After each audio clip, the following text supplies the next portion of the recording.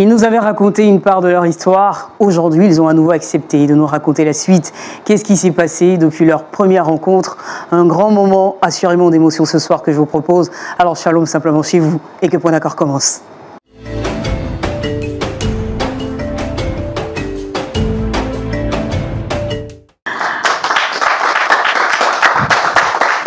Shalom, pasteur.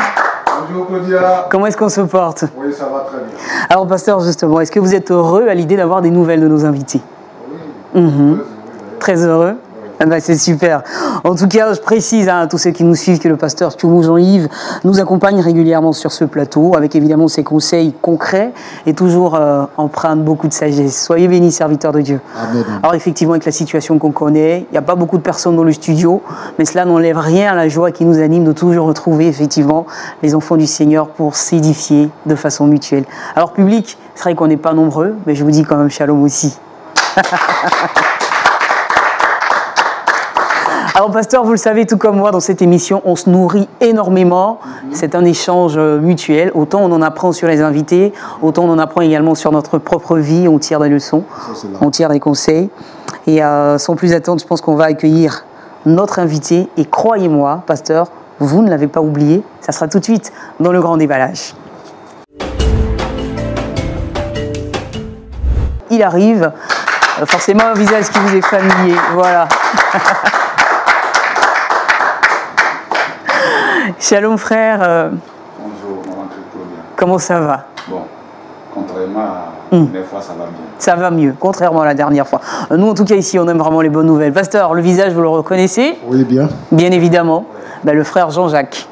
Il n'y a pas très longtemps. Et je pense que c'est d'ailleurs la première fois depuis qu'on fait cette émission, en fait, qu'on reçoit des nouvelles d'un invité aussi vite. Aussi rapidement, parce que ça fait moins d'un mois, je pense bien. Oui, c'est ça. Mais vu que les nouvelles sont bonnes, nous sommes très contents. Alors Jean-Jacques, bienvenue à nouveau sur le plateau. Merci beaucoup. Alors je vous fais une confidence, c'est vrai que ça m'émeut en tout cas de vous revoir effectivement sur ce plateau. Ça me rappelle bien sûr votre histoire. Et alors est-ce que vous pouvez nous rappeler en quelques petites phrases seulement, on va dire pour quelles raisons est-ce que vous aviez été ici avec nous la toute première fois? Bon, j'étais ici pour un problème un peu vraiment délicat. Délicat, personnel, qui concernait qui? Mon grand frère. Concernant votre grand Qui frère. avait détourné on pourra dire la femme de son meilleur ami. Exactement. Alors en tout cas, vous étiez bien sûr là, je le confirme, hein, pour justement prendre la parole au nom de votre frère aîné. Je crois que tout le monde s'en souvient, mais pour ceux qui ne s'en souviennent peut-être pas aussi bien que nous, je propose de replonger dans ce qu'a été votre première visite ici. C'est parti. De qui est-ce que vous voulez nous parler? De mon grand frère. De votre grand frère. D'accord. Alors, c'est une histoire que vous avez vécue avec lui? C'est une histoire qu'il vous a racontée? Ou c'est une histoire qu'il vous a racontée à moitié? En fait, j'ai vécu cette histoire avec lui. D'accord. Raison pour laquelle mes mots pèsent même pour sortir. Pour sortir. Parce que j'ai très mal même d'être assis ici. J'ai très mal, beaucoup mal. Vous avez mal? Ça remontait depuis 2005. D'accord. Mon grand frère était un instituteur. Et dans les débuts, vous savez, quand tu es enseignant, il arrive des moments où on vous affecte. D'accord. Dans des localités un peu du pays. Donc mon grand frère était affecté dans la sous-région. Et arrivé là-bas dans les débuts, c'était très difficile. Pour trouver un logement, un toit. Et il y avait un enseignant dans la localité qui nous a hébergés, vu qu'il était seul. D'accord. C'est-à-dire que vous arrivez dans une ville où vous ne connaissiez encore personne? Personne. Une personne que vous Parce qu'il y a deux qui nous avaient d'abord refusé, parce qu'ils étaient mariés et autres, ils avaient des enfants, il n'y avait pas trop de place pour nous recevoir. C'était le troisième qui avait accepté qu'on aille s'abreuver chez lui. D'accord. Donc il nous a accepté comme étant ses frères. D'accord. Et il devient du coup votre tuteur? Effectivement. D'accord. Et comment ça se passe, cette cohabitation avec ce monsieur que vous ne connaissiez pas? Dans le début, c'était pas facile. Il y avait un peu de gêne. Hein, un peu de gêne. Bon, moi je me réveillais habituellement à 8 h. Hein. Mais arrivé là-bas, je dormais au salon. Donc il fallait me réveiller à 6 h. D'accord. Balayer pour aider aussi, voilà, faire le ménage et tout, bien sûr. Voilà, quand tu vis chez les gens, il faut donner au moins le courage aux gens de pouvoir toujours t'aider. De pouvoir t'aider. Je balayais, je suis un peu la maison. Mais à vrai dire, le monsieur était gentil avec nous. Il était bien. Il nous partageait beaucoup de choses. D'accord. Il partait à l'église, ce monsieur, il était chrétien? Oui, chrétien. D'accord. Et nous avons passé, je pense bien, un an avec lui. D'accord. Avant, finalement, d'avoir une maison à vous. Oui, avant d'avoir une maison à nous. On a D'accord. fait un an ensemble. D'accord. Et pendant ces un an, il nous a envoyés dans son église. D'accord. Alors on a passé, je peux dire, 6 à 7 mois dans l'église. Dans l'église. Voilà, donc le pasteur était beaucoup attaché à nous, nous des conseils. Parce que vous étiez des nouveaux venus. Des nouveaux venus. Voilà, et tout le monde était autour de vous. Voilà. Il y avait même d'autres fidèles qui nous rendaient visite à la maison. D'accord. Voilà. Et durant ce temps, mon grand frère et son ami avaient tissé un lien fort d'amitié. Donc votre grand frère et votre hôte sont devenus finalement des amis. Voilà, de très bons amis. Ils partageaient à peu près tout, les conseils, on pourrait dire même le même matelas et autres, puisque moi j'étais au salon. Et parce que le monsieur avait vraiment mis sa maison à votre disposition. Effectivement. D'accord. Voilà. Si je me souviens bien, si j'ai bonne mémoire, 6 mois plus tard, nous avions une maison. Après les 6 mois passés, 6 mois plus tard, on avait une maison. Et malgré qu'on avait une maison, c'est de la même localité. Donc mon frère et son ami se voyaient toujours. Ils continuaient à se voir. Voilà, toujours se voyaient. Ils ne se cachaient rien. Tout ce qui était secret, ils se disaient. Donc mon grand frère a reçu une fois une nouvelle venant de son ami. Il avait dit à l'église, il y avait une fille voilà, qu'il voyait là-bas. Elle était chantre dans la chorale. Elle chantait avec le groupe musical et autres. Et la personne, la fille s'appelait Sandrine. D'accord, Sandrine. Sandrine. Il aimait bien. Il a fait asseoir, parler avec Sandrine et autres.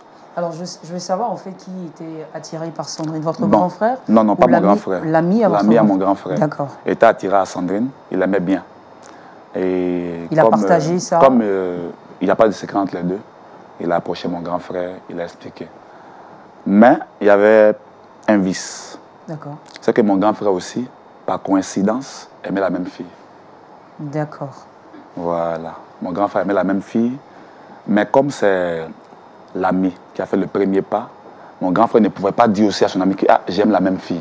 C'est resté en secret entre lui et lui. Entre lui et lui. Voilà.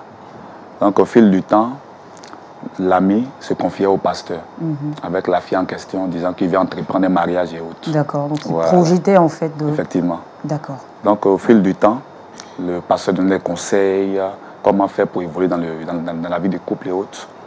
Mais je veux dire, à ce moment-là, rien n'avait été officialisé, pas encore de présentation non, pas officiel. Devant l'Assemblée. Non, ce n'était pas officiel. Pendant qu'ils vivaient les relations, moi, mon grand frère, en âme et conscience, je sentais en lui que ça n'allait pas trop. Je sentais en lui qu'il y avait quelque chose en lui qui le gênait quand il voyait les deux ensemble. Quand il voyait les deux ensemble. Et il savait aussi que dans les domaines, il a à chaque fois des affectations. Chaque fois on affecte. Donc l'ami en question devait être affecté dans une autre localité. Voilà. Mais vu qu'il s'engageait dans un autre projet de mariage, il ne voulait pas laisser la fille ici et aller ailleurs. Partir subitement. Voilà. Donc au fil du temps, il partait souvent à Abidjan, il avait quelques papiers et autres par rapport à son affectation pour l'annuler pour rester dans la même ville. Et il partait, il faisait 2 jours, 3 jours, il revenait. Donc il fallait suivre en fait le dossier en cours. Le dossier en Pasteur, c'est bon, on suit l'histoire? D'accord. Donc il partait, il revenait, il partait, il revenait. Et le dernier voyage à Abidjan a duré 1 semaine. Et pendant ces 1 semaine, mon grand frère est allé à la maison voir la femme de son ami en question. La fiancée. La fiancée. Il lui a dit qu'il avait un secret à partager avec elle. Il avait dit auparavant qu'il n'est pas le mieux placé à parler. Mais si son ami ne lui a pas dit, c'est parce qu'à la base, il ne voulait pas la perdre. Il ne voulait pas perdre, d'accord. Et c'était quoi ce secret à partager?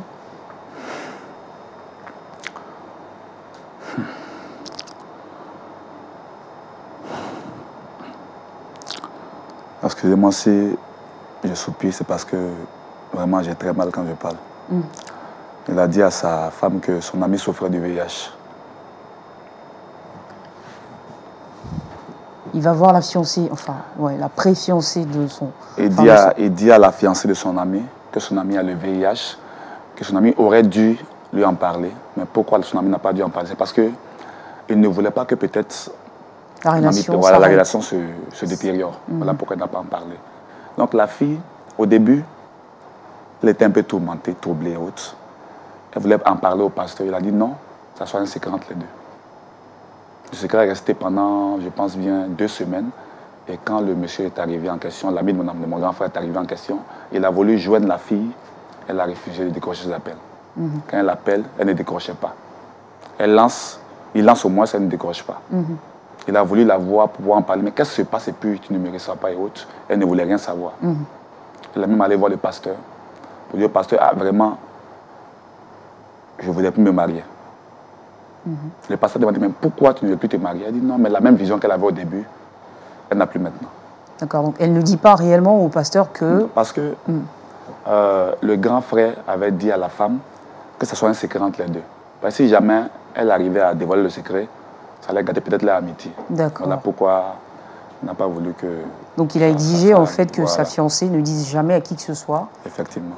que l'ami était malade. Alors ce que je veux savoir, est-ce que l'ami était vraiment malade, était vraiment atteint de cette maladie? Bon, moi je pense que non. Je pense que non. L'ami n'était pas malade.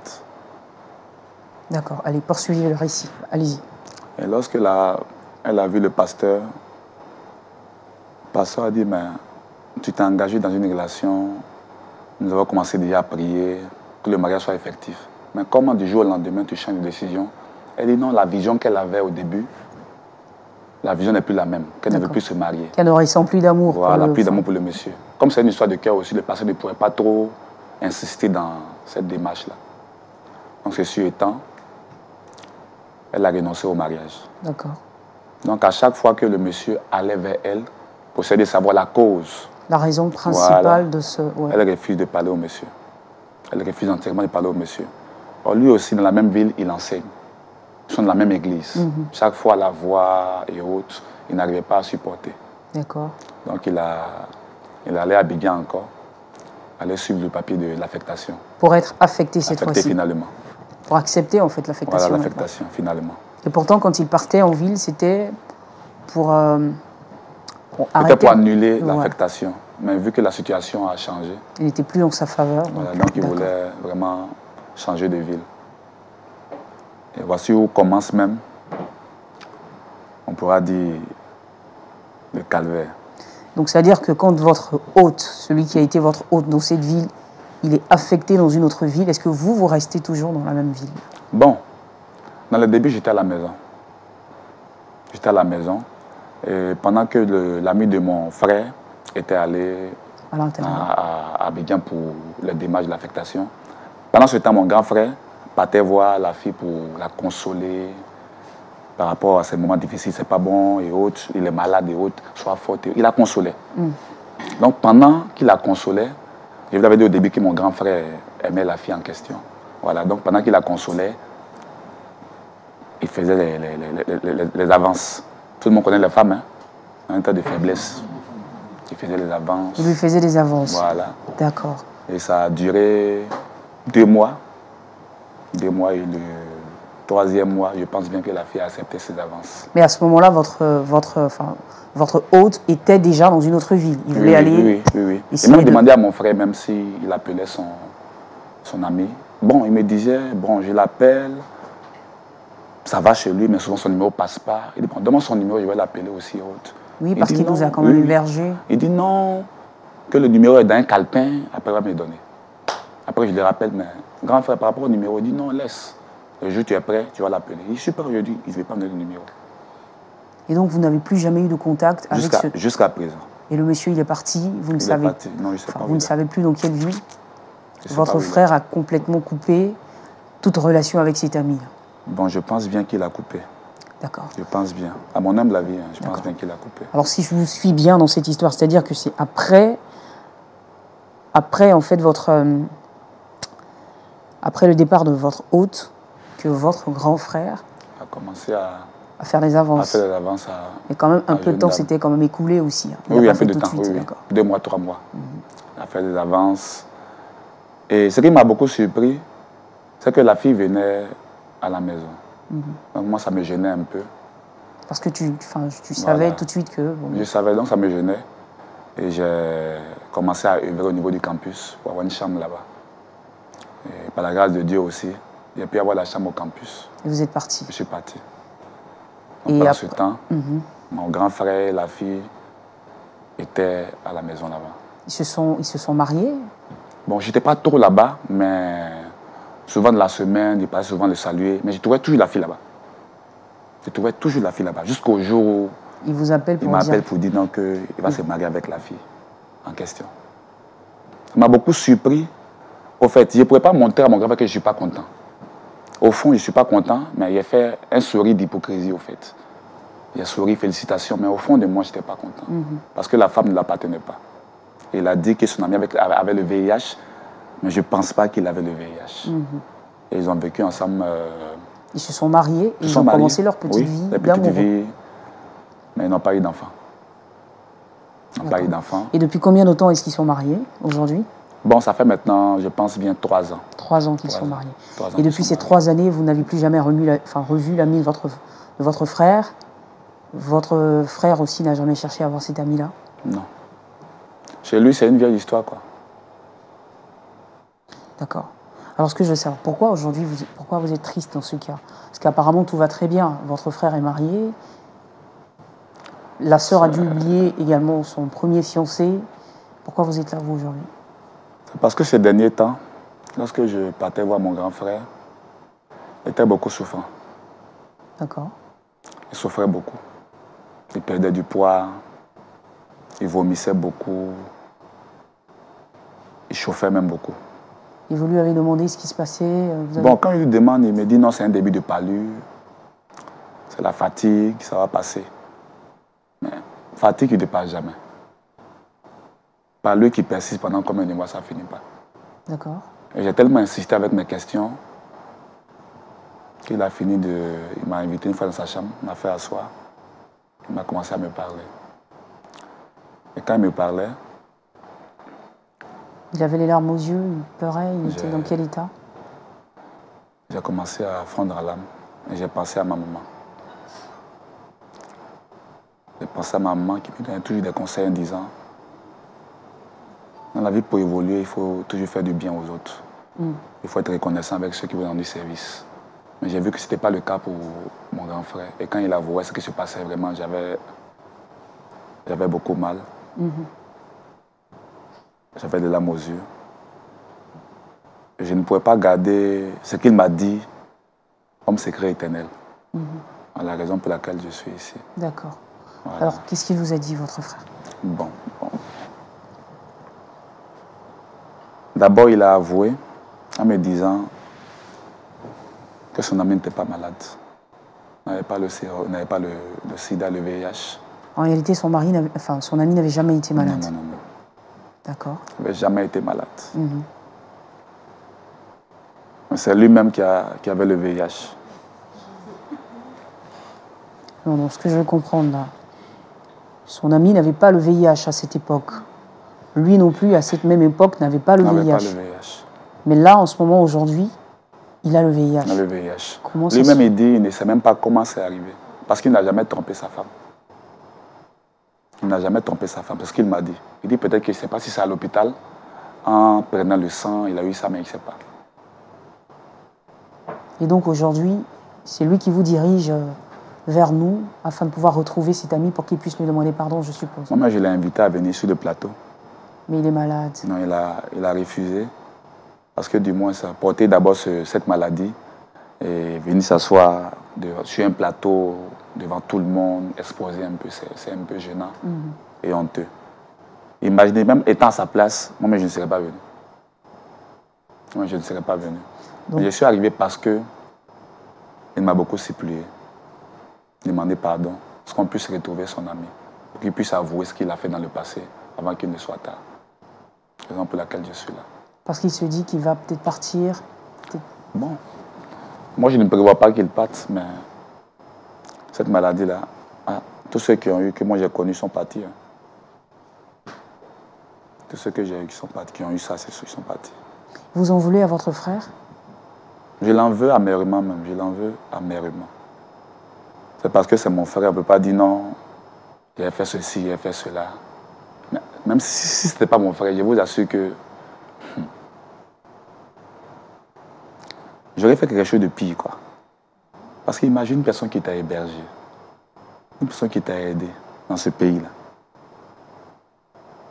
la femme qu'il a aimée, même si tu as aimé la femme, tu n'es pas obligé de mentir en disant qu'il a le sida, ou ce n'est pas le cas. Et présentement, le sort que tu as mis sur lui est retenu sur toi. Il n'a plus son numéro, aucun contact, là où il en ne sait pas. Tu vis dans le péché. Et donc aujourd'hui, il souffre. Il souffre, mais ce qui m'a beaucoup plu, c'est que la femme en question n'est pas infectée. La femme n'est pas infectée. D'accord. Alors ce que je veux savoir, je suppose que jusqu'à aujourd'hui, sa femme non plus ne sait pas la vérité, il ne lui a rien dit. Bon, là, je ne sais pas. Il m'a fait asseoir, il m'a parlé, mais je ne sais pas ce que sa femme est au courant. Si elle était au courant, elle ne serait pas là-bas présentement. Je ne suis pas sûr qu'elle soit au courant. Donc aujourd'hui, vous avez envie de retrouver les traces de cet homme qui vous a hébergé il y a quelques années. C'est mon souhait. Et lui demander pardon à la place de votre grand frère. Voilà, c'est mon souhait. Et peut-être au besoin le conduire chez votre frère pour qu'il puisse aussi peut-être le voir. Je prie Dieu pour que cela arrive. Si j'ai réussi à le croiser, demander pardon à la place de mon grand frère, pour qu'il puisse lui pardonner au moins. Ça sera déjà l'essentiel. Ça sera l'essentiel. Voilà, ça sera l'essentiel. Ça sera déjà l'essentiel. Voici les dernières phrases qui sont sorties de votre bouche cette soirée-là, Jean-Jacques. Effectivement, revoir ces images avec beaucoup d'émotion. Pasteur Tchoumou, énormément d'émotion. C'est un cri du cœur, en fait, qu'il était venu pousser en lieu et place de son frère aîné. Un cri du cœur qui nous avait également transpercé aussi le cœur. Il y avait beaucoup d'émotion. Et vous êtes là, Jean-Jacques, ce soir. Vous nous dites Claudia, parce qu'il y a une bonne nouvelle. Tellement de questions ont été posées. Est-ce que vous avez retrouvé les traces de cet ami-là? Est-ce que votre frère a pu le rencontrer? Il y a tellement de questions, de réponses qu'on attend de votre bouche ce soir, Jean-Jacques. Lorsque vous partez de cette soirée, ce jour-là, vous quittez ce plateau, qu'est-ce qui se passe, étape par étape? Expliquez-nous tout. Bon, ce soir-là, l'heure était un peu avancée. Donc on n'a pas pu se voir. Je suis rentré au campus. D'accord. Et c'est le lendemain, je suis arrivé à la maison. Chez votre frère aîné? Oui. Comme sa femme était présente, je ne voulais pas qu'elle soit au courant de ça, donc j'ai fait sortir de la maison. Dans un coin un peu discret. D'accord. On a commencé à échanger. D'accord. Voilà, j'ai bien écouté les conseils du pasteur Kimou. Voilà, j'ai mis ça en pratique en disant à mon grand frère, vraiment... Vous lui avez fait le point en fait de ce qui s'était passé ici ce jour-là. Oui. D'accord. Je lui ai fait le point. Et la première des choses que j'ai demandé à mon grand frère, on ne peut pas faire la classe de CP2 sans passer par CP1. D'accord. Voilà, il faut d'abord voir ta femme. Alors, il faut l'avouer d'abord, ce que tu as fait comme vraiment péché, afin qu'on puisse maintenant rechercher ton ami en question. D'accord. Voilà. Au début, il ne voulait pas. Il se disait, il avait peur de perdre encore la même femme que son ami avait déjà perdue au début. Donc il ne voulait pas la perdre. Et avec beaucoup d'insistance, il a insisté, parlé. Il acceptait difficilement. Et comme il se faisait... Le soleil s'est couché un peu. Il m'a dit, ah mon grand frère, le soleil est en train de se coucher. Il faudrait qu'on puisse rapidement trouver une solution à ce problème-là. Sinon... Avant que je rentre. Voilà. Donc c'est ainsi qu'il a compris. Il avait parlé à sa femme. Moi, je suis parti. Le lendemain, il m'a appelé. Il m'a dit, il a causé avec sa femme. Mais la dernière n'avait pas pu supporter la nouvelle qu'il avait annoncée. Parce que la première, c'est que lui-même était séropositif, il n'a pas pu supporter. Et la deuxième nouvelle, c'est qu'il a avoué qu'il était à la base de la séparation de lui, et elle au moins avec son ex-premier fiancé. Elle s'était enfermée dans la maison pendant plus de 2 à 3 heures. Elle pleurait, elle évacuait en larmes. Et peu de temps après, elle est partie. Elle est partie, c'est-à-dire? Elle a pris quelques de ses affaires, elle est partie en famille. Elle est partie en famille. Voilà. Donc moi-même, automatiquement, je suis arrivé à la maison. J'ai échangé avec mon grand frère. Il m'a tout dit de A à Z. D'accord. Il dit d'accord, il faut l'appeler, essayer d'échanger avec elle, voir si elle peut réellement revenir. Quand il l'appelle, elle ne décroche pas. Il insiste, elle raccroche. Et elle s'appelle Sandrine. Oui, Sandrine. Sandrine, ouais. Et moi, j'ai pris le numéro avec lui et je suis allé à la cabine. J'ai tenté le numéro une fois, ça n'avait pas décroché. Deuxième fois, elle a pris et j'ai causé avec elle. Elle aurait dû raccrocher, mais vu qu'elle me respecte, elle me considère, on a eu à échanger. Elle dit, bon, je voulais te voir, mais pour qu'on puisse en parler un peu du problème qu'elle a présentement. Elle ne voulait pas, mais j'ai insisté. Elle a accepté, mais elle ne m'a pas reçu à la maison. Elle m'a reçu dans un coin Dans une buvette, là, on s'est assis et puis on a commencé à échanger. Mais elle, en ce moment, je veux dire, quand elle quitte la maison de son époux, dans quelle maison est-ce qu'elle se rend? Bon, en famille. En famille, d'accord. Elle était en famille. Elle ne m'a pas reçu là-bas. Elle m'a reçu dans une buvette, on s'est assis et puis on a commencé à échanger. Bon, au début, je ne savais pas par quoi commencer parce que moi, j'avais honte déjà à la place de mon grand frère. Je lui ai dit, bon, je ne suis pas normalement celui qui devait être là. Voilà, je suis moins jeune que mon grand frère. Moins âgé, oui. Moins âgé que mon grand frère. C'était mon... S'il avait peut-être un autre grand frère ou bien soit un autre parent qui était là, il aurait dû peut-être venir parler à ma place. Mais néanmoins, qu'elle regarde Dieu, qu'elle regarde ma personne et qu'elle puisse m'écouter. Elle a commencé à m'écouter, j'ai demandé pardon, de un, pour l'acte que mon grand frère a commis, et de deux, pour la nouvelle voilà, qu'il a lancée par rapport à son premier fiancé. Au début, elle ne voulait pas, on ne voulait pas. Elle était un peu attristée. Mais je lui ai dit, actuellement mon grand frère est malade. La seule chose que tu puisses faire là, c'est de pardonner avant que le pire n'arrive, on ne sait jamais. Si jamais le pire arrive, elle peut dire, si je savais, j'allais faire. On peut régler un problème quand la personne vit, mais s'il n'est plus là, ça ne sera pas le cas. C'est ainsi qu'elle m'a dit, bon, elle a compris, elle va essayer de voir à son niveau si elle peut revenir à la maison, mais ça ne sera pas facile. Donc pendant qu'elle m'a donné son accord de dire d'accord, elle a compris, c'est bien acquis. Elle a compris. Mais je lui ai parlé de son ex-premier mari. Est-ce qu'elle a un peu de ses nouvelles, un peu de... Où est-ce qu'il est présentement? Elle dit, bon, on n'a pas ses nouvelles. Depuis la rupture de l'époque. Le grand frère lui a dit qu'il avait tant, elle a coupé tout avec le même numéro, elle n'a plus. Mais je lui ai demandé, est-ce qu'elle n'a pas peut-être une connaissance venant de lui, ou bien soit un proche de son ex-mari qu'on peut approcher voir? Elle m'a dit, bon, elle n'a pas, mais elle avait une sœur à l'époque avec qui elle échangeait, la sœur de son ex-mari. Elle a son numéro, donc elle a appelé. Et grâce à la sœur de son mari, on a pu avoir le numéro. Mais elle avait appelé au début, elle n'avait pas décroché.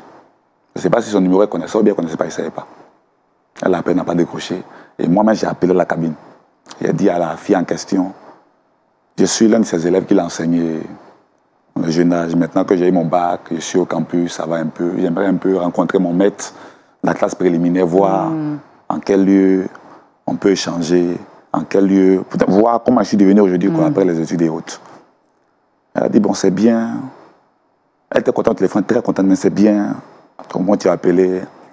Penser à ton maître, c'est quelque chose de positif. Ouais. Et voyons, en fait, une sorte de reconnaissance et tout ça, ouais. Et néanmoins, elle m'a donné un numéro.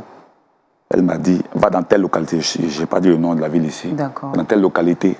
Arrivé là, appelle tel numéro et demande après monsieur Tant. Ouais, parce qu'il était instituteur dans cette ville-là. Okay. Et puis la ville n'était pas aussi grande que ça. Ok, donc c'était facilement... C'est presque un village. Donc quand tu vas même demander à quelqu'un, on peut le voir facilement. Pour cette raison, un instituteur, donc j'ai eu à le voir facilement. Voilà.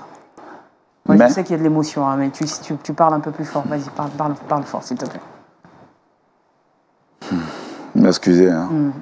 L'émotion est tellement grande que je parle avec beaucoup d'hésitation. Je comprends, voilà. Je comprends. Donc après ça, m'a donné le numéro, j'ai eu à causer avec la femme de mon grand frère. Voici un peu ce qui s'est passé. J'ai eu à causer avec sa sœur. Elle m'a remis un numéro, elle m'a remis la ville où je peux le trouver présentement. Et j'ai causé avec elle pour qu'on puisse trouver un programme et puis bon, aller dans la ville en question. Alors quand vous dites pour qu'on puisse trouver un programme et aller dans la ville en question, c'est-à-dire que vous n'avez pas l'intention de vous rendre tout seul? Non. D'accord. Je voulais réellement partir avec la fille en question. Avec Sandrine? Sandrine. D'accord. Voilà. Pasteur, c'est bon, on suit bien l'histoire, d'accord.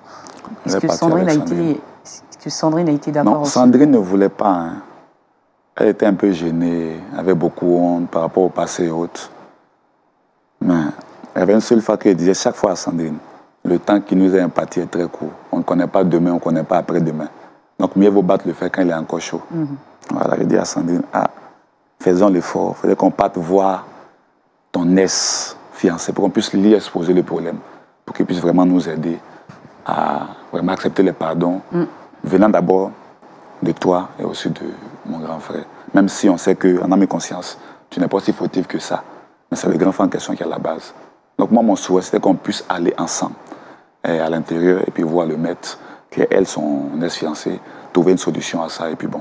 Alors ensemble, c'est-à-dire toi, accompagné de Sandrine et de ton frère, ou seulement Sandrine et toi? Non, je voulais d'abord qu'on parte, moi et Sandrine. Parce que je ne connais pas les dégâts que ça pourra causer si je vais avec mon frère. Donc j'ai souhaité qu'on parte, moi et Sandrine seulement. D'accord. Et elle a accepté au fil du temps, nous sommes partis. Voilà. Alors, ce jour-là, vous prenez votre car, vous montez dans le car, vous arrivez dans une localité dans laquelle vous n'aviez peut-être auparavant jamais mis les pieds. Est-ce que vous le retrouvez facilement, ce frère? Bon, comme je le disais tantôt, c'est une petite localité. Voilà, avec beaucoup de renseignements, on a pu le retrouver, mais très facilement. Très facilement. Voilà. D'accord, c'est On déjà s'est un bon renseigné point. plus de 2 personnes. D'autres disent qu'ils connaissent le maître en question, mais ne connaissent pas réellement où il vit. Mais il y a une 3e personne un peu âgée, qui nous a conduits là où il vivait. Là où il vivait. Voilà, c'était un dimanche. C'était un dimanche. Bah ouais, tous les détails. On en a vraiment besoin. On a vraiment besoin pour comprendre le récit. Lorsqu'on est arrivé le dimanche, la porte était fermée, il n'était pas là. Donc je suis assis devant la porte jusqu'à ce qu'il vienne. Vous étiez donc assis devant sa Devant sa porte, porte. jusqu'à ce qu'il vienne. Voilà. Et il est venu. Il est arrivé. Il est arrivé. Ça, c'est très intéressant. Alors, pasteur, ça tombe bien parce que ça montre effectivement que les prières qui ont été formulées ici ont trouvé exaucement. Il est parti, il a suivi votre démarche, il a voulu aller jusqu'au bout de l'histoire, il a retrouvé le frère. Et la bonne nouvelle, c'est que justement cet ami est assis juste à côté de vous. Et il va nous retrouver maintenant sur le grand plateau. On le fait entrer avec la production. Voilà. Benoît.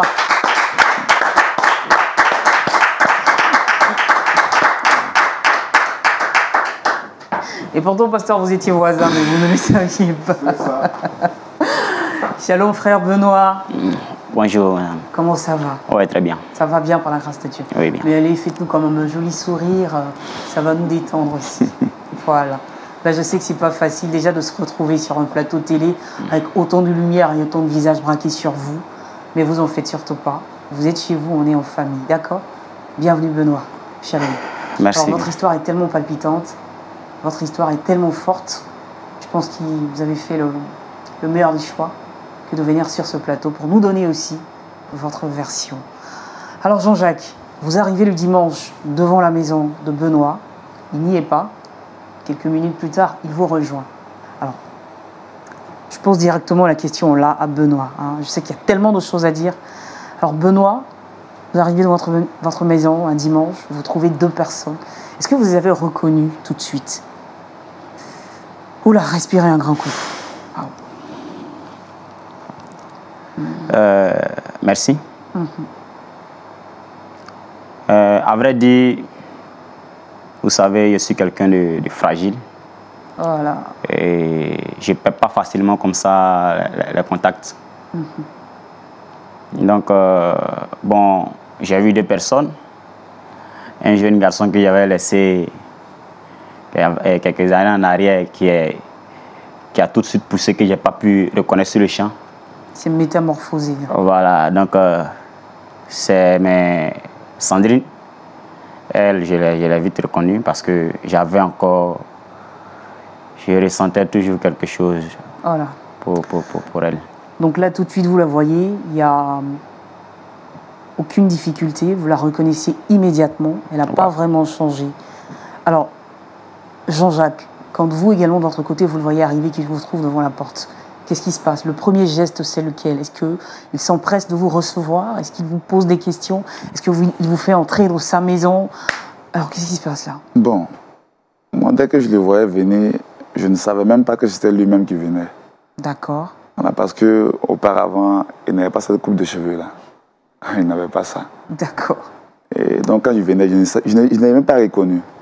C'est quand il s'approchait plus de moi que j'ai vu réellement que c'était lui. Ouais, parce qu'à l'époque, vous étiez jeune. Voilà, Oui, exactement. Jeune. Voilà. Quand je l'ai vu, vraiment, j'étais content de le voir parce que mes recherches ont porté ses fruits. J'étais content à la fois et aussi surpris même de le voir. Quand il est arrivé, il a demandé, bon, nous sommes venus voir qui. Quand il m'a vu, vous êtes venu voir qui. Quand il voit un homme et une femme, c'est l'homme qui regardait. Vous devez voir qui. Il dit, bon, nous sommes venus de voir. Puis il a vu Sandrine. Il avait, bon, son vie était illuminé au fait. C'est pas s'il avait dit content, bien surpris, je ne sais pas. Mais aussitôt, il nous a demandé à entrer dans la maison. D'accord. Donc évidemment, il vous reçoit comme des étrangers qui arrivent. Ouais. Il nous donne de l'eau à boire. Il a voulu même préparer, même pour nous. On a refusé la nourriture, vu que le temps était un peu avancé. Et il y avait autre chose, hein. Il y avait une priorité là. Une priorité, tout à fait. effectivement. Et donc vous entrez dans la maison. Oui, quand nous sommes arrivés, on a démarré les nouvelles. Bon, nous avons commencé. Vous vous êtes présenté, hein, forcément. Voilà, forcément. Quand il a vu Sandrine, il l'a reconnu, mais moi, je ne l'ai pas reconnu. Mais avec les présentations et autres, je suis le frère de ton ami, depuis l'autre côté là-bas. Expliqué depuis le début qu'à la fin. Il s'est réellement rendu compte que c'est moi. Mais il dit, mais tu as grandi et autres. Que me vaut l'honneur de ta vie aujourd'hui? Content de me voir. Donc, et moi, j'avais peur même dans la nouvelle. Mais pourquoi je suis là? J'avais peur. Il ne voulait pas gâcher cette joie qu'il avait quand nous avait vus. Parce qu'il était content. Voilà, content. Ça faisait longtemps que vous n'aviez pas vu cet enfant, donc j'imagine, vous étiez content. Quand est-ce que je l'ai vu même? C'est moi qui me suis jeté dans ses bras, puisqu'il est maintenant... Il est grand. Il est devenu grand que moi, là, donc... Et vous avez, enfin, je veux dire, là tout de suite, l'image de son frère vous revenait à l'esprit, vous avez envie de savoir ce qu'il devenait aussi, ce frère. Je voulais vraiment prendre des nouvelles de son frère, parce que depuis que j'ai quitté la localité, je n'ai jamais cessé de l'appeler. Oui, vous m'avez dit Samuel, hein, votre grand frère Samuel. Voilà. Oui. Oui. Je n'ai jamais cessé de l'appeler. Bon, à des reprises, ça sonne, il décroche jamais. Quelquefois, ça passe pas. Et des fois où il décroche, on cause et il coupe, bizarrement. Et puis un moment, ça a complètement... Un moment, ça ne passait plus. Plus du tout.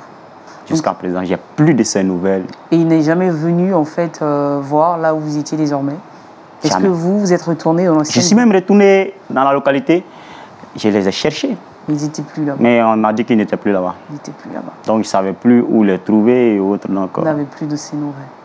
Je suis resté sans nouvelles de votre ami. De mon ami. Et puis de son petit frère. Et de son petit frère. Wow. J'imagine que ça a dû être aussi une grande souffrance pour vous, on en parlera tout à l'heure, mais entre-temps, Jean-Jacques, vous aviez effectivement le cœur qui battait très fort, hein. Vous aviez peur de sortir, effectivement, cette nouvelle qui vous avait conduit chez lui. Au bout du compte, est-ce que vous avez pu finalement vous libérer, vider votre sac et lâcher le morceau? Au fil du compte, il a appris on pourrait dire les nouvelles par la nouvelle, les nouvelles. La première nouvelle, d'abord, pendant même que je parlais, même Sandrine pleurait. C'est elle même qui a attiré beaucoup son attention. Parce qu'elle avait déjà commencé à pleurer. Voilà, commencé à pleurer. Il a demandé qu'est-ce qui se passait et puis Sandrine pleurait. Et elle lui a montré ses doigts. Il y avait une alliance, il lui a montré. Lorsqu'il a vu l'alliance, automatiquement, sa mine a changé. Il a senti en lui un désespoir, un regret. Et juste après ça, j'ai dit au grand frère l'ami de mon grand frère qui est ici assis devant moi. Benoît. Ah, vraiment, grand frère. Sandrine est mariée maintenant. Il dit, bon, si elle est mariée que, présentement, bon, elle est à l'aise, elle est heureuse. Moi, c'est mon souhait, ça me va, c'est l'essentiel. D'accord. C'est-à-dire que, Benoît, justement, vous ne saviez jusque-là, vous ne saviez toujours pas que Sandrine s'était mariée. Non. Vous n'étiez pas informé. Je savais, en fait, quand est-ce qu'elle pleurait, elle me montrait son doigt et autres. Je n'avais pas prêté l'intention sur le doigt qu'elle me montrait. Et c'est au fil du temps que j'ai vu la bague. Parce que moi, on a fait face. Donc, quand elle me montrait le doigt pour moi, en premier, c'était de la main droite. Donc, c'est après, à Mali, j'ai vu que non. Ah, attention. Ça, c'est un mariage. Donc, je veux dire, quand vous l'avez vu ce jour-là, forcément, vous vous êtes dit, il y avait un petit espoir que vous nourrissiez encore. Mes premières pensées, quand est-ce que j'ai vu Sandrine, pour moi, ok, elle est venue soit me dire pourquoi qu'elle m'avait rompu, qu'elle est venue s'excuser peut-être, ou soit il n'y avait pas de soucis. Elle est venue pour qu'on puisse se remettre ensemble. Okay. C'était ça, la première idée qui m'est passée par la tête. Et pourtant, non, ce n'était pas le cas. Sandrine était désormais, malheureusement, vraiment mariée. Quand est-ce que j'ai appris ça, vraiment, c'est comme si on prenait un couteau et qu'on enfonçait dans une plaie. Parce que l'amour que j'ai ressenti pour Sandrine, aujourd'hui, il vous a dit qu'il ne m'a pas reconnu. Cette coiffure que vous voyez aujourd'hui sur ma tête, c'est dû au fait que quand j'ai perdu Sandrine, pour moi, il y avait Bon, je ne sais pas si elle doit dire que Dieu n'existait pas, ou bien je ne sais pas, parce que je me demande comment aller prendre une fille. On dit que dans la maison de Dieu, on a tout mûri ensemble, on a mûri des projets ensemble. Et au dernier moment, elle va dire elle a fait un mauvais choix ou j'ai fait un mauvais choix. Et je ne sais pas. C'est-à-dire que vous, dans votre tête, vous cherchez votre erreur exactement. Sans donner d'explication. C'est le point clé qui me fatiguait le plus. Qu'est-ce que j'ai dû faire pour que Sandrine m'ait tourné le dos? De cette manière. Donc je pense que ça a été vraiment 2 ans de profonde angoisse, de questionnement. Je ne me suis jamais remis. Et c'est parce que vraiment, il faut dire que c'est Dieu qui avait la main sur moi que je n'ai pas perdu mon boulot. Sinon, quand je suis arrivé dans la localité, j'avais plus... Il n'y avait plus goût à rien. J'avais fermé la porte à tout le monde. Fermé la porte à tout le monde. J'étais dans mon coin. J'ai fait des mois, peut-être 1 an sans me coiffer. Et c'est ce que je dis, c'est Dieu qui avait la main sur moi. Et en plus, ce qui a été encore plus difficile pour vous, c'est que dans cette situation, votre ami n'était pas là pour effectivement vous aider à peut-être aussi... C'est dans la même situation que j'essayais de l'appeler. Et c'est ce qui m'a amené même à aller revoir dans la localité où on était ensemble. Parce que je me disais qu'avec lui, au moins, puisque lui, il connaissait votre relation. Oui, oui. Donc peut-être derrière moi, il pouvait avoir des nouvelles de Sandrine. Donc j'étais parti là-bas prendre encore des nouvelles avec lui. Et c'est dans ce moment qu'on m'a dit qu'ils avaient quitté la ville. Ils avaient quitté la ville. Et donc là, j'avais perdu le contact avec lui et en même temps avec Sandrine. Donc du coup, je me disais que c'était fini pour moi. Fini pour vous. C'était fini pour moi, donc je sais pas. Ça a été très difficile. Super. Et je comprends. Alors, Jean-Jacques, donc Sandrine qui lui montre le doigt avec la bague, ça c'est la première nouvelle choc. La deuxième? La deuxième nouvelle, elle est encore plus forte, voilà, qui pouvait l'imaginer. Déjà qu'elle a montré l'alliance, je disais que Sandrine était mariée, partie pour toujours. Et la deuxième, c'est que l'alliance qu'elle portait était de mon frère. Voilà. Sandrine était la femme de mon grand frère, qui était lui son meilleur ami. Wow. C'est la nouvelle la plus tragique, cruelle même. Voilà. Je parle avec un peu de sourire parce que présentement, je me dis qu'il y a du mieux. Il est ici, je suis assis. Il a quitté au moins là où il était, arrivé jusqu'ici, sur le plateau. Je me suis dit que vraiment, il y a du mieux. Voilà, pour en parlant, voilà, le sourire sort, l'humeur sort. Mais par contre, ce jour-là, ça n'a pas été facile. C'est pas facile. Waouh. C'est pas facile. Premier point, elle est mariée, il a mal.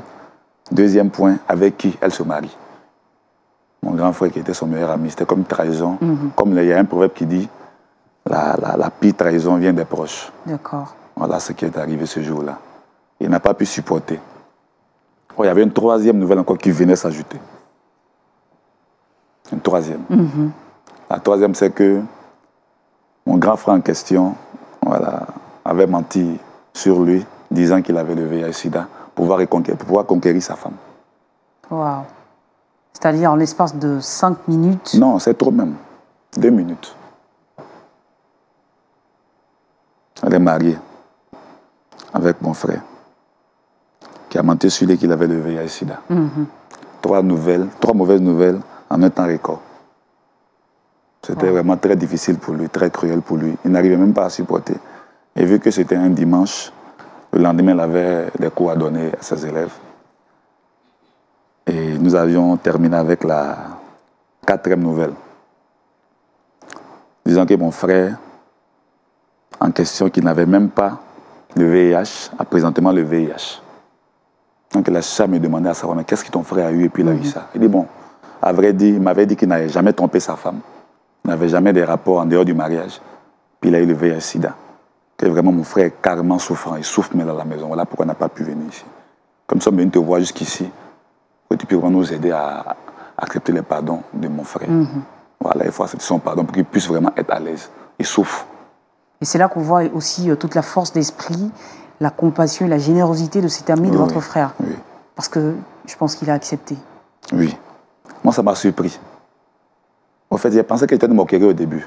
Quand j'ai dit, mon frère est gravement malade, après tout ce qu'il vient de dire, il s'est marié avec ta femme, il a menti sur toi que tu as le VIH-Sida, présentement il est malade. Il vous assure que j'ai vu ça en moquerie quand il m'a dit, d'accord, il a compris, il n'y a pas de souci.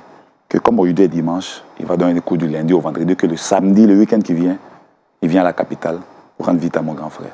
Moi, je ne croyais pas à ce qu'il disait, au fait. Waouh.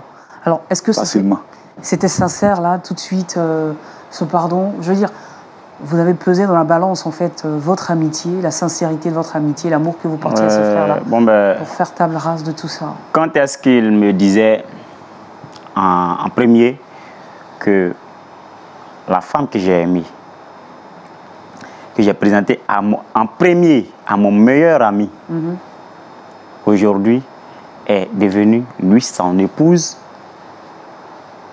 Là, j'ai commencé à voir, je ne sais pas, j'étais dans tous mes états. Et après, il me dit que ce dernier a menti à cette dernière que moi, j'étais infecté du VIH, qui était faux. Pour quelqu'un pour qui j'ai eu un amour, je ne sais pas, fraternel, et je ne sais même pas à quel niveau mesurer cet amour que j'ai eu pour cette famille-là. Me traiter jusqu'à ce point-là, vraiment, à vrai dire, ça m'a en premier abattu. C'est clair, on sent une sorte de trahison. Vraiment, je pouvais imaginer tout ça de tout le monde, sauf de ce monsieur. D'accord. Mais c'est lorsqu'il m'a dit que ce dernier aujourd'hui souffre. Il souffre et il a besoin, comment est-ce qu'on appelle, de votre pardon, de mon aide. C'est-à-dire que je dois lui tendre la main. Sur le champ, quand est-ce qu'il m'a dit il souffre, j'ai compris que les données ont changé. C'est comme si hier, c'est moi qui souffrais, mais aujourd'hui, c'est lui qui souffre. Donc, si lui n'a pas pu regarder quand est-ce que moi j'ai souffert, il n'a pas compris qu'il était celui qui devait m'épauler. Pourquoi forcément moi faire comme lui? Il n'a pas songé à ça aujourd'hui, voilà ce qui lui est arrivé. Donc, c'est pas forcément à lui, mais montrer à l'entourage que faire du bien, là, ce n'est pas forcément pour soi-même. C'est pour l'entourage. Donc, quand est-ce qu'il m'a dit ça, c'est à ça, il a songé. En premier, j'ai dit non, ok, il n'y a pas de souci. J'accepte votre invitation, mais pour l'heure, j'ai une semaine de cours. Donc, j'ai fini. Et le week-end, je vous retrouve là-bas. Il ne croyait pas. Et vous avez respecté votre parole? J'ai finalement respecté ma parole. Et je suis arrivé. Quand est-ce que je suis arrivé à leur domicile même, son frère, vraiment... Il vous a reconnu? Il m'a reconnu, mais il a passé tout un temps en train de pleurer. Wow. Il est resté tout un long moment en larmes. En larmes, en train de pleurer. Alors, ce que je veux savoir rapidement, hein, plutôt qu'on donne la parole ici au pasteur en quelques mots, qui va faire une analyse brève de votre histoire. Quand il arrive chez son ami, chez ton frère, est-ce que Sandrine, elle prend part aussi à cette... Enfin, est-ce que Sandrine est là à ce moment-là? Non. Est-ce que... Sandrine n'est pas là. Elle n'est pas là. Parce que ce que moi j'avais prévu, quand on veut régler un problème là, on règle pas à pas. On ne peut pas tout faire ensemble, sinon souvent ça déraille. Il est venu, c'est moi qui l'ai croisé, et puis on est arrivé à la maison. Sandrine était en famille toujours. Il est arrivé, ils ont causé, comme ils pouvaient causer. Moi j'étais assis, puis bon, j'écoutais les conversations. Pendant qu'il parlait, mon frère avait tellement honte, c'est pardon seulement qu'il disait. Mon frère, excuse-moi. C'est le diable qui m'a tenté, excuse-moi et autres. J'étais assis, et puis les deux échangeaient. Mais Sandrine n'était pas sur le lieu. Voilà. C'est juste après son départ, voilà, que j'ai appelé Sandrine. D'accord. Voilà, j'ai fait part de la situation que vraiment ton ex-mari, j'aime aussi bien le dire, est arrivé. À la maison, il a causé avec mon grand frère, se sont entendus, il a accepté son pardon. Maintenant, c'est lui à qui mon grand frère avait plus de tort, a fait plus de mal, accepter le pardon. Toi, tu es sa femme là. Vraiment, même si tu ne vas pas accepter facilement, viens à la maison. Au moins, comme moi, il va au campus, viens à la maison, l'aider, lui remonter le moral. Et au fil du temps, Dieu pourra vraiment trouver une solution à tous ces problèmes-là. D'accord. Donc ce jour, il passe le week-end chez son... Non, non, non, non. Lui, il avait... Ah oui, il a passé le week-end. D'accord. Il est resté... il est venu le samedi matin. C'est le dimanche soir, vu qu'il enseigne, le dimanche soir qu'il est parti. Il est parti. Voilà. Oui. Il y a un cas. Le samedi, quand je suis arrivé, c'est le dimanche matin, je crois, Sandrine est arrivée, non? Sandrine, elle est arrivée le dimanche matin, non? Donc vous avez vu quand même Sandrine aussi Oui, avant de oui, partir. Sandrine, on s'est vu avant de partir. C'est quand elle et moi, on s'est dispersé le dimanche. Le dimanche. On s'est laissé le dimanche. Et c'est après mon départ, c'est toi, tu t'es resté avec... Donc il y a eu une confrontation en fait avec tout le monde. Voilà. J'ai pu échanger avec Sandrine. Voilà. J'ai pu pardonner à mon ami. D'accord. Donc aujourd'hui, exactement, le contact est toujours... Enfin, le contact s'est recréé entre vous et votre frère ami, on va dire, comme ça. Oui. Le contact s'est recréé parce que l'erreur humaine. D'accord. Erreur humaine. On va retenir ça. Alors assez rapidement, on va donner la parole à notre pasteur. Je pense qu'il a quand même quelque chose aussi à dire. Et c'est bien sûr la loupe de la parole. Pasteur Toumou, à tout de suite.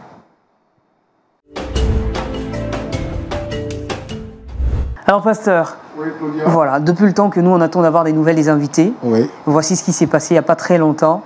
Et ce que je veux dire, ce qu'on peut relever assez rapidement dans l'attitude du petit frère, c'est vraiment ce grand rôle de médiateur là qu'il a su jouer pour apporter la véritable réconciliation au sein de sa famille, il a porté le fardeau de son frère. Et je pense que ça c'est un geste qu'il faut vraiment saluer aussi. Oui. Alors, je pense que ce jeune homme-là de l'avenir, il se bat vraiment pour son frère. Et la dernière fois, on avait parlé là-dessus. Et il est allé jusqu'au bout. Bien sûr. Pour aller trouver l'ami, leur bienfaiteur et tout ça. Jusqu'à venir sur le plateau où lui, il déclare qu'il a pardonné à son ami. Certainement, il a pardonné également à Sandrine qui a agi parce qu'elle ne savait pas. Je voudrais remercier le Seigneur pour cette histoire qui finit bien. Mais ce que je veux dire, c'est que quand on cause du tort à quelqu'un, on le détruit. Il a dit qu'il n'avait pas cette coiffure-là. Et que, il a pratiquement passé 1 an sans pouvoir se coiffer. Je veux interpeller ou inviter les frères et les sœurs qui sont dans l'église. Quand ton ami est déjà avec une sœur, les sœurs, il y en a beaucoup.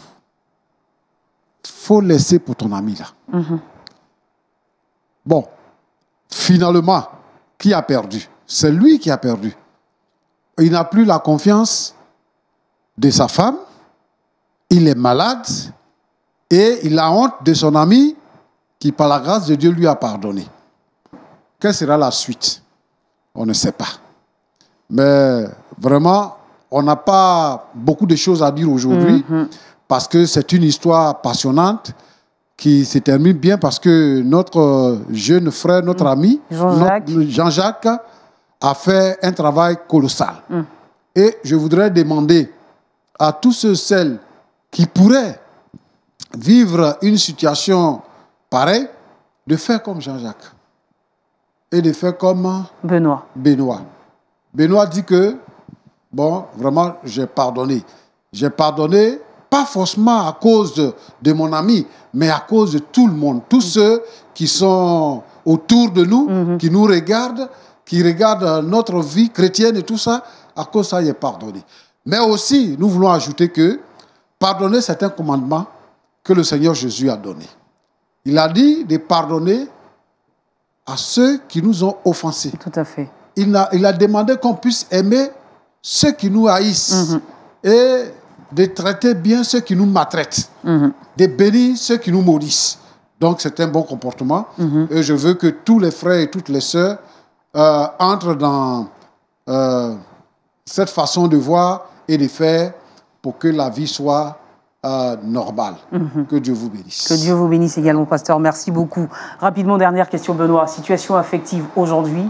Est-ce que Benoît est fiancé? Est-ce que Benoît a ouvert son cœur à quelqu'un? Est-ce que pour l'instant, Benoît est toujours seul et il compte maintenant voilà, s'ouvrir Bon. Il y pense en ce moment?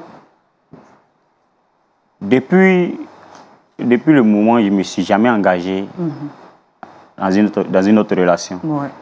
Voilà, je suis toujours resté en attente. Pour moi, elle allait un jour revenir. Mais vu la situation, je pense maintenant tourner la page, voilà, m'engager.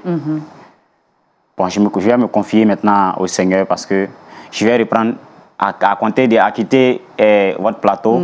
Je vais d'abord passer même dire saluer mon frère avant de rentrer et me refaire une nouvelle tête. Voilà, une nouvelle tête et reprendre la vie à zéro.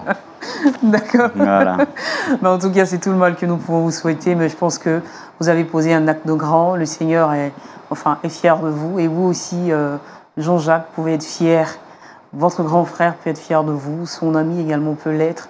Et tout le monde aussi ici, en tout cas, est vraiment très, très, très fier de vous. Merci pour ce gros travail que vous avez abattu.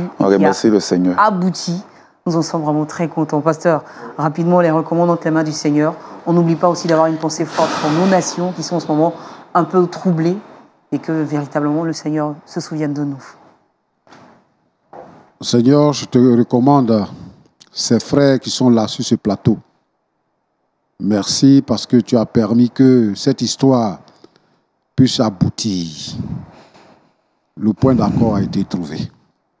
Nous te disons merci pour celui qui est souffrant, qui est malade, et pour Sandrine aussi. Nous voulons, Seigneur, notre Dieu, notre Père, que le Saint-Esprit dirige toutes choses et que la paix soit totale. D'autant plus que Benoît dit que maintenant, il va refaire sa vie. Je veux que tu guérisses celui qui est malade et que tu permettes que la joie revienne dans leur foyer. Merci, Seigneur, parce que tu es fidèle. Seigneur, aujourd'hui, nous voulons te prier pour nos nations, pour le monde entier.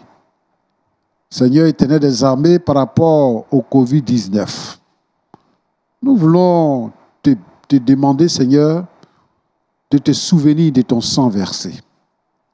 Oui, Seigneur, à la croix, tu es mort pour que nos péchés soient pardonnés. À la croix, tu es mort et la parole de Dieu dit que par tes maîtrisures, nous sommes guéris. Tu es capable, Seigneur, notre Dieu, notre Père, de mettre fin à ce qui se passe. C'est pour cela, Seigneur, notre Dieu, je te recommande notre monde malade.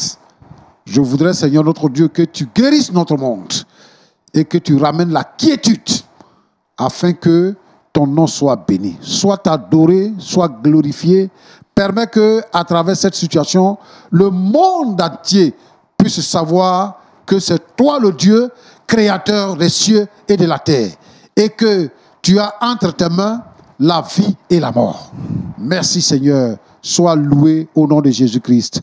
Amen. Amen, pasteur. Que Dieu vous bénisse. Public, merci d'avoir été présent dans cette émission. Jean-Jacques, merci à vous, Benoît.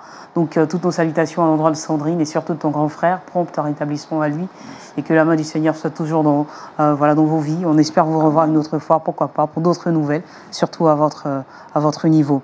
Et puis voilà, pour vous qui avez suivi cette émission, je pourrais vous dire ceci, même s'il semble avoir justement beaucoup de peur. Donc, en ce moment, les enfants de Dieu que nous sommes n'avons qu'une seule chose à faire, c'est de toujours écouter les promesses de l'Éternel, parce qu'elles sont vraies. Et donc, nous ne devons plus marcher dans la peur, et surtout dans la foi. Que Dieu vous bénisse, vous à la place de Benoît. Quel aura été votre choix? Le débat est ouvert, il peut se poursuivre chez vous. Bonsoir à tous.